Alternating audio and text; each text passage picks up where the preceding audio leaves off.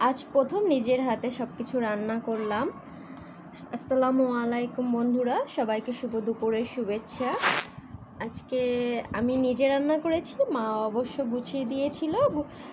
গুছানোর পরে আর কি একটা কাজ ছিল, সে চলে গেছিল। তারপর আর কি আমি বাকিটা কমপ্লিট করেছি রান্নাগুলা। এটা হচ্ছে পেঁপে ঘন্ট, এটা হচ্ছে রুই মাছ আলু দিয়ে টমেটো দিয়ে ভুনা, আর এটা হচ্ছে ছোলা ভুনা। আমি নিজেই করেছি সব। অন্য সময় কিছু করলেও মা সাইডে থেকে মার থেকে জিজ্ঞাসা করে নিই, অবশ্য মার থেকে শুনেই নিয়েছিলাম।